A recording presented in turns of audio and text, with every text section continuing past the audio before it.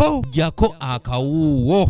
Sabuni ne sukari n'omunyo bye bintu omunaku byayagala ennyere bimuyamba naye ne waffe ebbeeyi etulemedde ddala. Emirundi mingi bannayuganda buli mbalirirwa bwesoma basigala beemulugunya n'okukkuluma ku bintu oluusi bye basuubira nti binaateekebwa ku mwanjo ate ne kitasoboka. Embeera eno ewaliriza gavumenti omulundi guno okusooka okuddako mu bantu okubeebuuzaako oba oliawo okumanya bo bye bandisoose okulowoozaako mu mbalirira eno singa baweebwa omukisa. Honorable Minister Matiya Kasaija ono nga yatwala Minisitule y'ebyensimbi n'okuteekerateekera eggwanga agamba nti omwezi guno bagenda kukola ebintu bingi omuli okwebuuza ku bantu bababuulire biki bo bye baagala bibeere mu mbalirira eno. Tubadde wano olwaleero nga tutongoza omwezi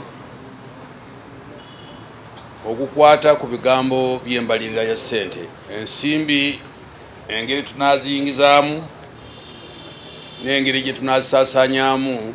Ekirala kitugenda okukola kwe kwebuuza ku bantu ne baagala n'engeri gye banaafunamu mu mbalirira eno. Ono agamba nti ebyenfuna okuva emabega byali bitambula bulungi nnyo nga COVID-19 tannajja, naye bwe yajja omuggalo ne guyingirawo ebyenfuna byadde emabega ebitundu binene, naye alaze essuubi nti bijja kutereera. Twafunamu akazimu mwenna ke mumanyi obulungi.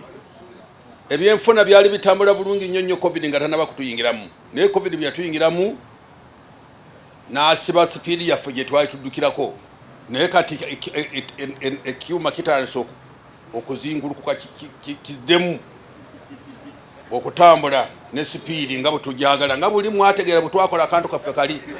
Kasaija agamba wadde bannayuganda beemulugunya ku misolo nti gye gireetedde ebbeeyi y'ebintu okulinnya ng'amafuta, ono agamba kino tebasobola kukiggyawo ku lw'ensonga nti kijja kuzza eggwanga emabega. Waliwo abayomba ku bigambo ky'emisolo nti omusolo si kyekireese emiwendo okulinnya, ate okugujjako tuba twekuba ndobo tutya.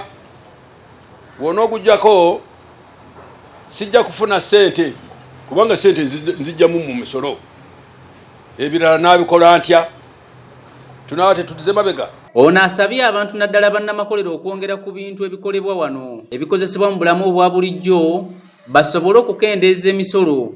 Awo gavumenti ejja kubanga erina wejja ensimbi ezisobola okukola emirimu gyayo.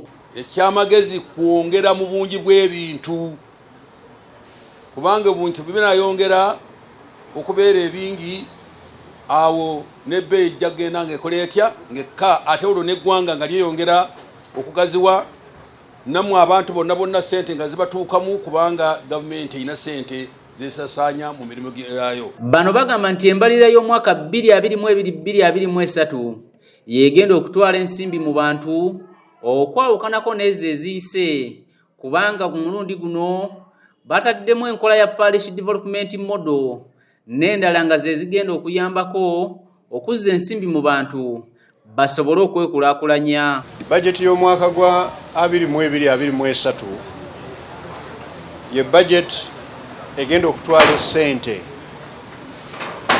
mu bantu gye bali. Abantu ba Uganda babeera mu byalo abasinga obungi, naye program za gavumenti ezisinga naddala ezikwatagana ne business zibadde nga zikolebwa nnyo mu bitundu bino eby'ebibuga. Kaakati twaleese parish development model nga yo etwala ensimbi mu bantu, naye ng'ensimbi zino zigenze kukola kukulaakulana y'abantu naddala ku by'obulimi. Stephen Tumusiime yakusakidde eggulire lino ku lwa ABS Television. Si musolo mupya, si kwongeza musolo, wabula okutereeza emisolo abantu babeere nga basasula kitono okusinga ekyo babadde basasula.